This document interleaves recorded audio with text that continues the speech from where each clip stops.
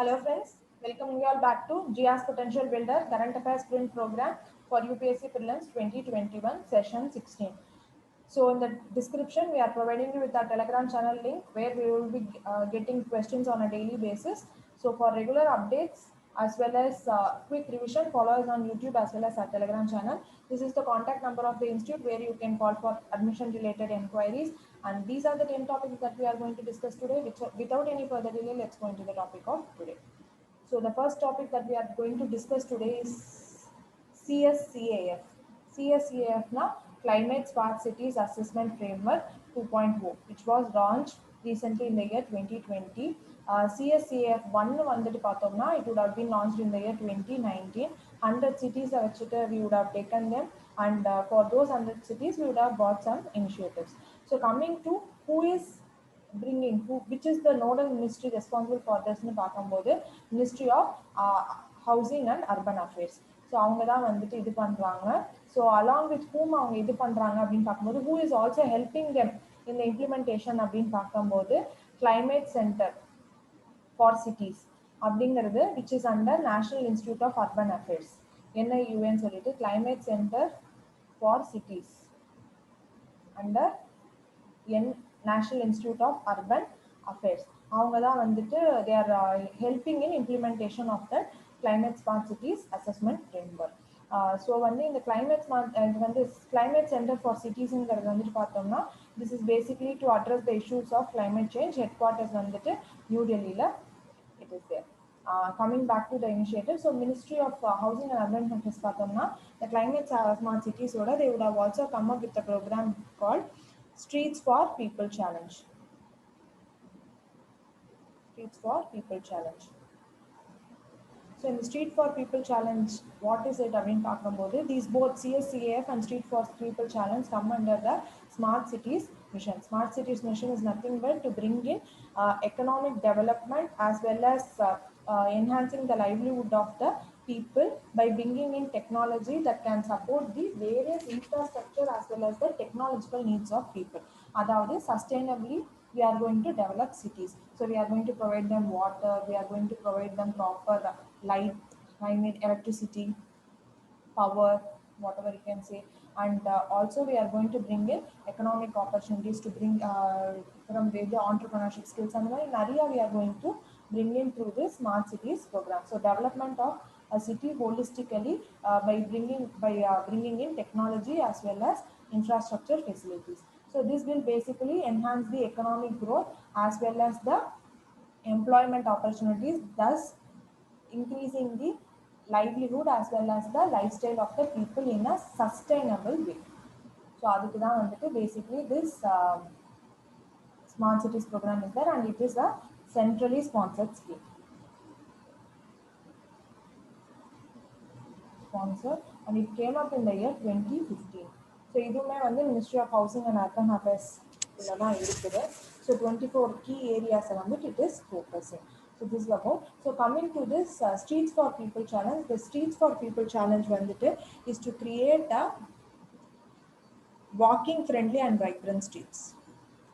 அதுக்கு தான் இது walking friendly and vibrant streets. Like வந்து pedestriansக்கு வந்துட்டு bringing in proper way pathways. So these are all included in this, and வந்து different kinds of people who have some kind of disabilities அவங்களுக்கு வந்துட்டு கொஞ்சம் நல்லா streets create பண்றது. So these kinds of things are ensured in this Streets for People challenge. அதுல vibrant streets. And other thing is இது எங்க where we are going to implement in பார்க்கும்போது where the population is greater than 5 lakhs in that city as well as the capital cities. இங்க தான் first we are going to bring in. Coming back to this CSCAF, CSCAF is nothing but it provides a roadmap for cities to for combating climate change in urban planning. So basically this is for combating climate change in urban planning.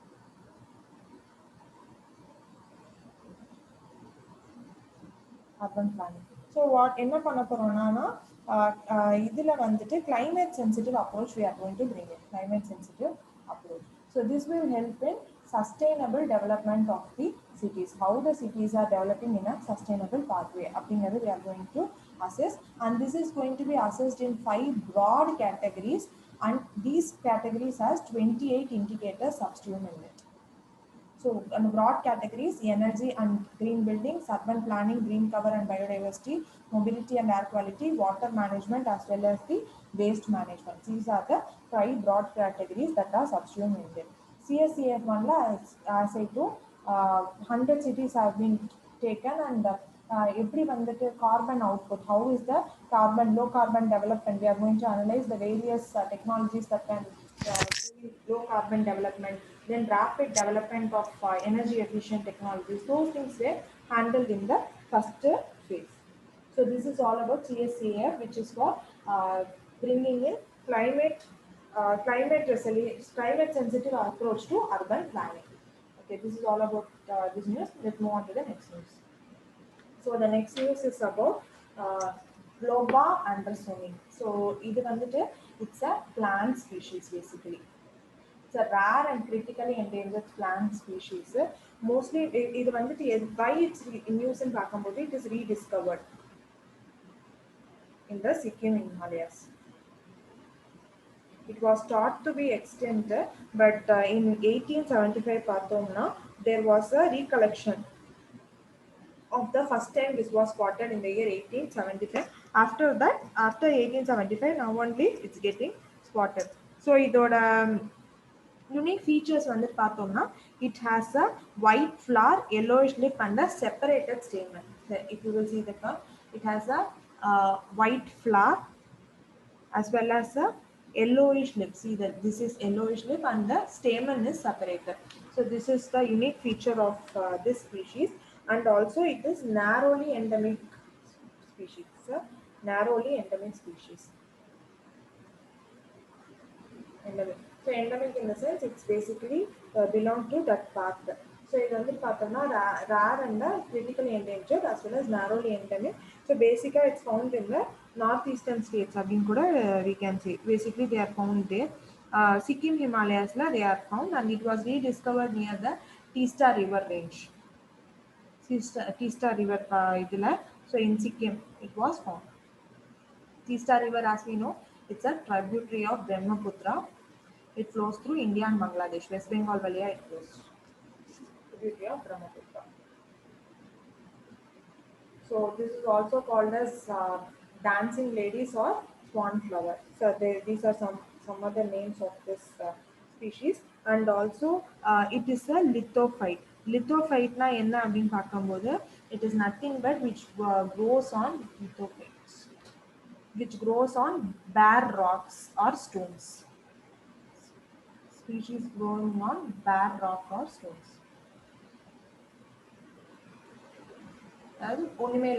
Rocks, normal rocks or stones. So that is lithophyte. So this is all about this Globa andersoni. So just see what it is. It's a plant species. It has been rediscovered. So that is all about it. Nothing much special in that. As I told, Teesta River is a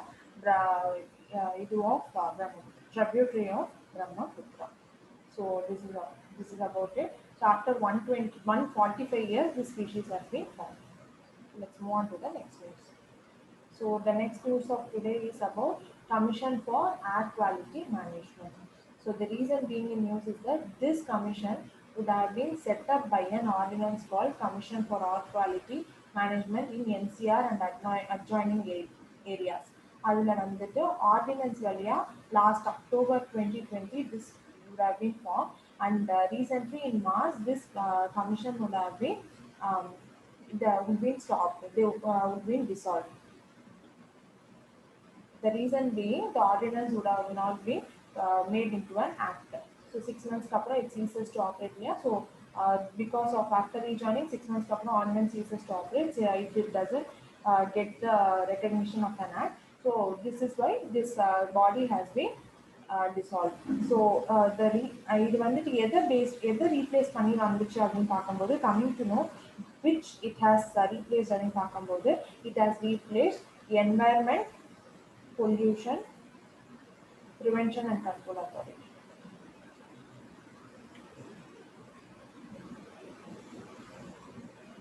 It have replaced this body.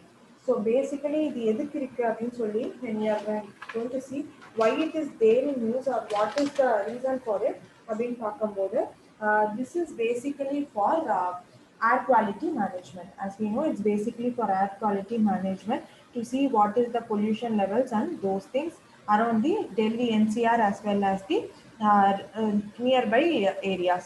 So அதுக்காக தான் and to prevent the air pollution in those areas. அதுக்காக தான் this body was chosen.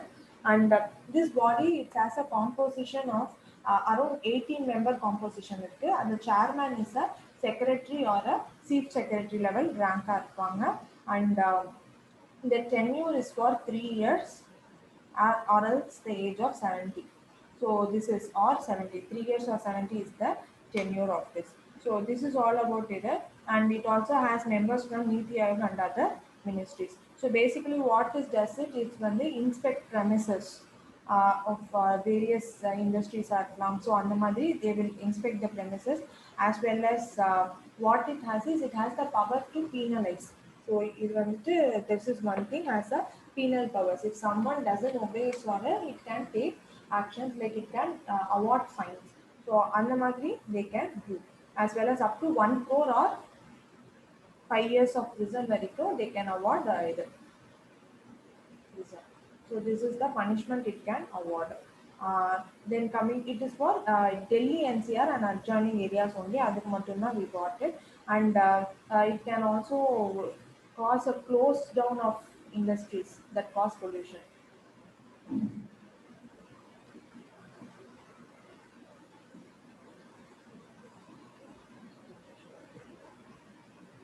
So this is all about this incident. So we need to know that it has replaced this Environment Prevention Act. This act was for this act came in the year 1986. Sorry, 1998 under the Environment Protection Act of 1986 Act valiya Environmental Protection Act of 1986 valiya this came into this came into function. So this is about it, and it also supersedes the existing bodies like Central Pollution Control Board, State Pollution Control Board, and the Madri, which organs are NGT la mattumdan its order can be challenged only in National Green Tribunal and no other civil courts. In no other civil courts, its orders can be challenged. Only in the National Green Tribunal, its order can be challenged. So this is about Commission for Air Quality Management. So, so the next news is about Assam keelback. Assam keelback it's a snake. So basically a non-venomous snake. The reason being it in news in Pakambote, again this species has also been rediscovered after 129 years in Arunachal Pradesh. So இது வந்துட்டு பார்த்தோம்னா 1891 it was discovered by Samuel Edward Peel. Again, this was also considered as endangered, but again now இதுல வந்துட்டு they would have got this species. So actually அது வந்து பார்த்தோம்னா 2018 also they would have found its traces. எப்படின்னு பார்த்தோம்னா scientist expedition would have been there would have been a scientist team from the Wildlife Institute of India who would have been gone to trace the Ahom expedition in the northeastern region. So appa பார்க்கும்போது they would have got this they would have found this species. So after that 2018 so it's been rediscovered after 129 years. Sorry, I have written as 129 years. So 1891 it would have been found. Okay, so this is about it. And coming to its IUCN status is data deficient. So this is a much riskier thing. In Pathomna, we don't even know whether how much of the species is left now. What is the population of the species that is left as a whole? So it's a very threatening, a very bad situation if you can see. So அதுதான் இதோடது. And other names வந்து Assam keelback, Peel's keelback, These are the other names, and its scientific name is Herpetorius piavi. So this is about it. Actually, it's a small species which is brownish with the uh, uh, patterned belly. Its belly வந்து பார்த்தோம்னா patterned இருக்கும், and this species is endemic to the northeastern region. So this is about like Assam, Arunachal Pradesh. This species is uh, much இது. So coming to Abor expedition, not Ahom, sorry, Abor. Sorry, it's Abor expedition. So coming to Abor expedition, it is nothing but military expedition by the British government, British against the Abors. 1911 it would have happened against Abors. By British against the Abors in 1911. Please note this, it's Abor, A-B-O-R, Abor expedition. This name Abor comes after the Abor Hills, which is in Arunachal Pradesh. And it's the tribe name. Abors the tribe name who are residing in those hill tracts. So let's move on to the next issue. This is all about unknown feedback, and its IUCN is data deficient. Coming to the next news, it's about Samadhan Se Vikas. So the reason being in news என்ன அப்படின்னு பார்க்கும்போது the Haryana government would have introduced this. This is based on the model of Vivad Se Vishwas. Vivad Se Vishwasங்கிறது வந்துட்டு it's a direct tax scheme. Tax scheme இது வந்து announced in the budget of 2020. Budget 2020 that this should have been announced. This is for settling the tax disputes between individuals and the tax departments. Various queries related to direct taxes, that would have mean like direct tax in the sense corporate tax and personal income tax. So அதை settle பண்றதுக்காக this was introduced. And March 31 2020 குள்ள if an individual opts to opt for settlement, then வந்துட்டு அந்த penalty எல்லாம் would have been taken away. And the Martha, and this would have been they do not pay any penalty. So it's for basically settling the tax dispute. This is what we need to know: settling the tax dispute between individual and tax departments. There is also one more scheme for indirect tax known as Sabka Vishwas scheme.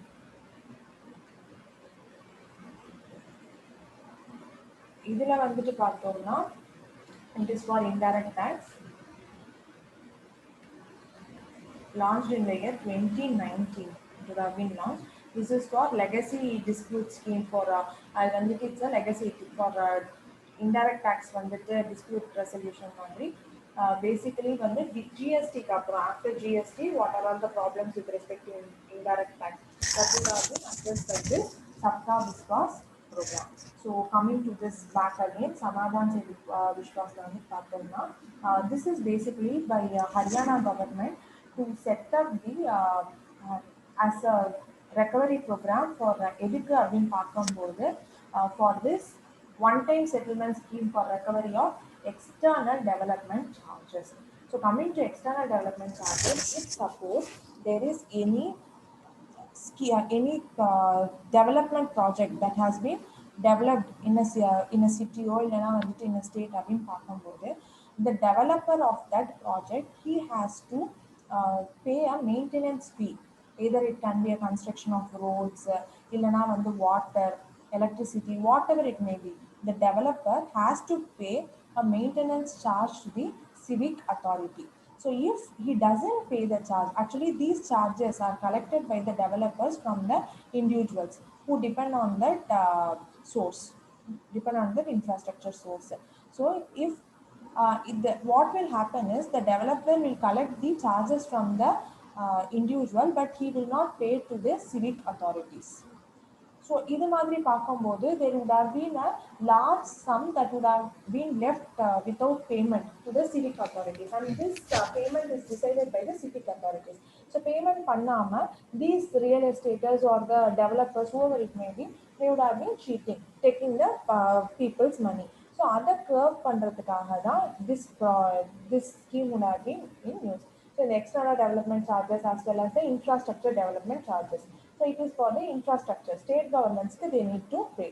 So the real estate developers வந்துட்டு state government pay பண்றது தான் வந்துட்டு infrastructure development charges to states. So இதெல்லாம் they collect from the individual but they don't pay to the respective authorities. So அது எல்லாத்தையுமே வந்துட்டு we need to settle it out and make them pay the amount to the civic authorities or the state government along with the penalty or since they have not paid it properly, so if வந்துட்டு they will be getting a penalty. But there would be a excuse in this 6 months full if a person pays 100% of the principal amount that he has to pay, that is the maintenance fee that he has to pay, original maintenance fee plus the interest rate on the fee. 100% வந்துட்டு பார்த்தோம்னா you should have paid the principal as well as the 25% of the interest and the penalty, accumulated interest and the penalty or the penal interest. Penal interest வந்து pay பண்ணிட்டாங்கன்னா remaining 75% will be waived off அப்படிங்கிற மாதிரி. So 50% pay பண்ணாங்கன்னா remaining 50% will be waived off. அந்த மாதிரி we are just giving some exemptions to the scheme. So this is all about Vivad Se Vishwas scheme and it's by the Haryana government. It's a penalty. Along with penalty, he has to pay the principal and the accumulated interest that is charged for the maintenance fee that he has to pay to the civic bodies or the state governments, and these things are collected from the common people. So this is about it. So let's move on to the next news. So the next news is about Golan Heights. The reason being Golan Heights, basically வந்துட்டு it's a map based question. Just see how the it is. It's a Golan Heights வந்துட்டு பார்த்தோம்னா it's a rocky plateau. வந்துட்டு இருக்குது it's a rocky plateau. It's a disputed area.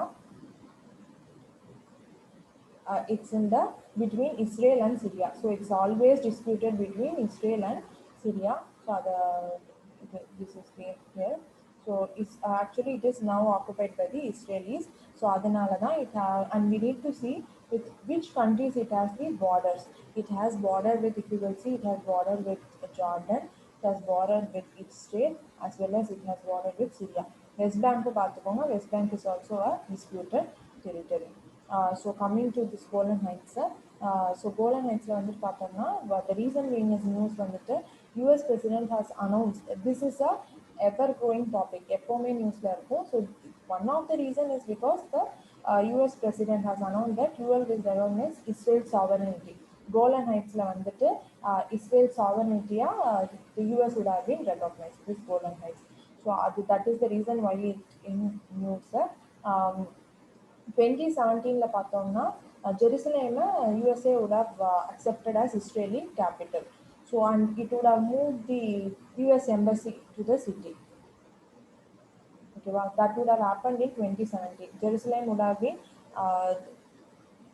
by US. Jerusalem would have been recognized as Israel's capital by US, and it would have changed its headquarters US embassy to the city of Jerusalem. So that is one thing that happened in 2017. So US would have just accepted this as a Israeli territory, but coming to other international organizations, India and other international countries வந்து பார்த்தோம்னா they would have not recognized Golan Heights as Israel territory. So இது வந்துட்டு you should note about it. Actually what would have happened is Israel would have captured this from Syria in the year 1967. War of 1967 வந்து they would have conquered it. It is the third Arab-Israeli war. For prelims, this much is important as it's a very important mains topic. Much is not required to be known for prelims. It's a mains topic, so I'm just brushing up it. So map based, this becomes important. West Bank, Golan Heights, Israel, the capitals. We need to know the north-south arrangement as well as the east-west arrangements of the capital. Which countries borders the Mediterranean Sea. So and when this lake. So these are much important for the prelims perspective. So the reason being Golan Heights is of much importance when the Pakistana. It has a very fertile soil as well as water resources, good amount of water resources. So this is much there, and this is the thing that is going on about Golan Heights. This is what we need to know about Golan Heights. So let's move on to the next issue. So next issue is about Poshan Gyan. Coming to Poshan Gyan, actually this is launched by, the reason being it news is it's launched by the Niti Aayog. Coming to Poshan Gyan, what is it? It is a digital repository of health and nutrition information. So it's a repository of health and nutrition information. So it is done in partnership with Bill and Melinda Gates. Then when the Center for Social and Behavior Change, Ashoka University, many things are involved in this. And it's a nutrition sector la work on every person. It's a online resource for any person working in nutrition sector.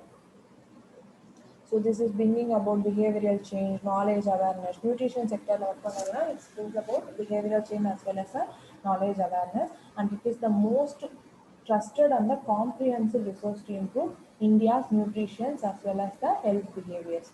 Fingertips la what and all things we can bring in, how the research and other bringing in of various research so that proper nutrition can be given, like fortification, proper how to bring it to the various sections of the society. Those things will be in this. So what are the topic is this?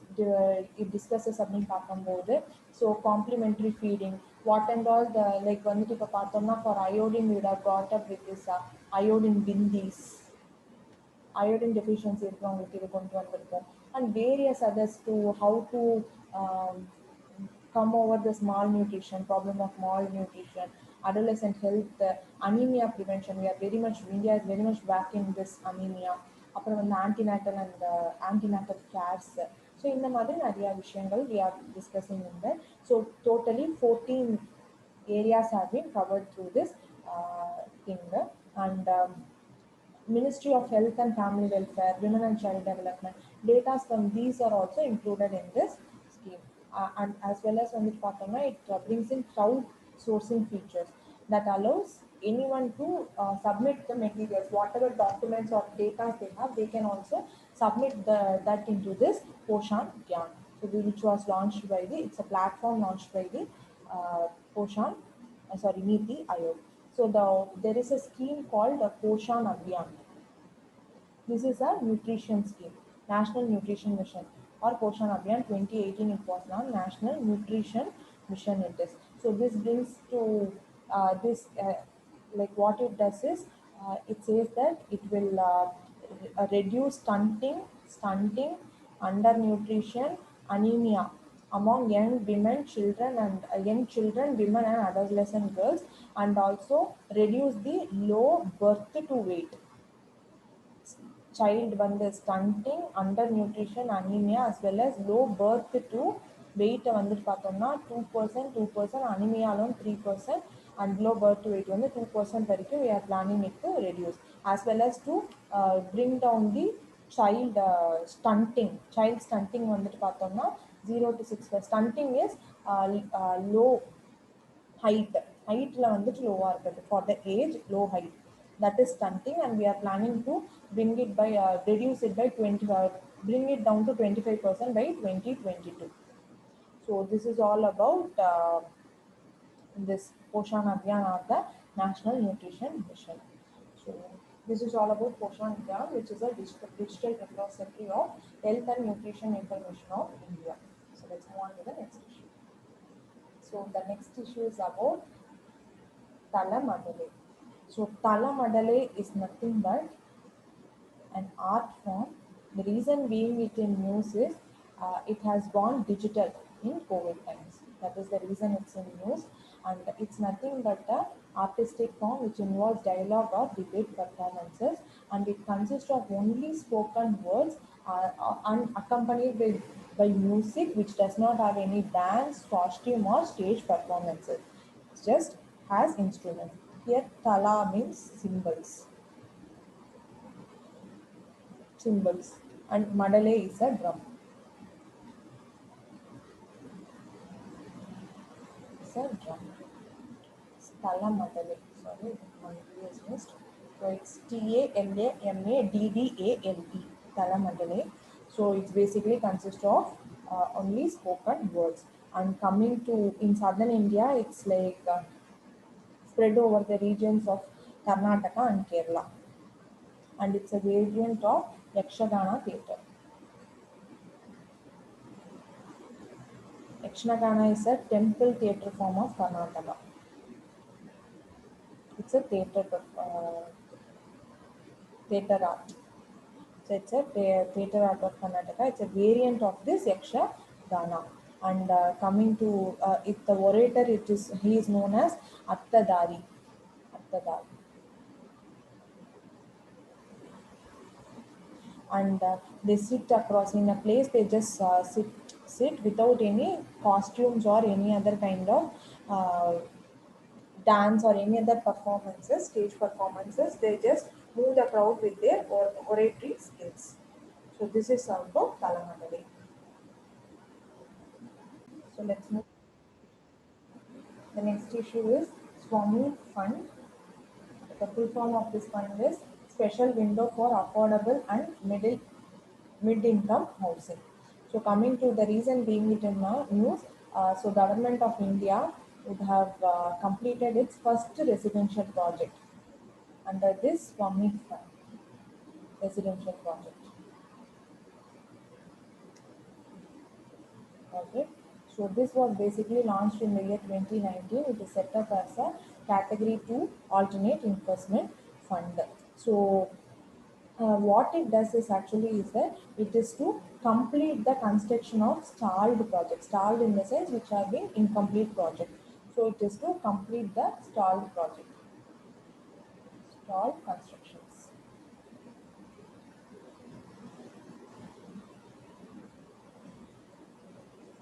So this is basically for complete the stalled projects which have been stopped or which has not been completely finished due to lack of funds, and they are registered under RERA.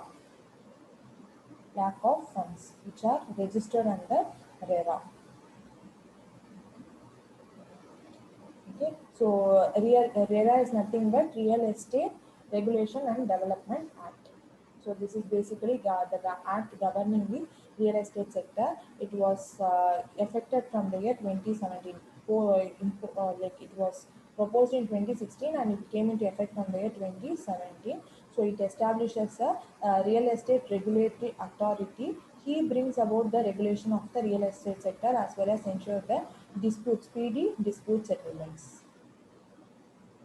or dispute resolutions. So this is to protect basically the home buyers as well as to boost in investments, increase investments and protect home buyers. And the real estate regulatory authority, he acts as the uh, he is the person who takes care of this regulation of the real estate sector. So coming back to the Swami, so it was basically to complete the stalled project, and sponsor of the fund is the secretary who is from a Department of Economic Affairs, that is Ministry of Finance. So sponsor is secretary, Department of Economic Affairs, Finance Ministry. So investment manager of this is SBI Cap Ventures, which is a wholly owned subsidiary of SBI. Nothing much to know about this. Just know it's financed by the Department of Finance. So this is all about Swami Fund. Coming to alternate investment fund. Alternate investment funds are nothing but fully established or incorporated funds in India. They are basically private investment vehicles. Private investment vehicles. So basically, these are collected from these sophisticated investors who are capable of investing in various projects. They invest in this alternate investment. This is a private investment, basically for bringing in private sector into the investments, and they are of three categories. So the first category has this angel investors, venture capitalists. So that they come under AF1, angel investors, venture capitalists, basically to if they help in bringing up these startups and all. So alternate investment type 2, they comes under this real estate funds, as well as this debt fund, then private equity funds. So these come under this fund 2, and alternate investment fund type 3 is nothing but these mutual funds. These come under hedge funds and all comes under, sorry, hedge funds. Hedge funds comes under this alternate investment fund 3. So this is about it. It's basically a different, apart from the regular operations, if it's from outside the sector involving basically the private sector, then it comes under the alternate investment funds. So let's move on to the last topic of today. The last topic is about Galwan Valley. Again, this is also a map-based topic. So there has been recently, we all know that there has been a clash between a big clash happening in the Galwan Valley. So China would, India-China stand up between India and China. There would have been a standoff. They would have been engaged in a standoff in Pangstang Su. Pangsu, Galwan Valley, Demchok Valley region in the eastern Ladakh side. So Galwan Valley is a Galwan.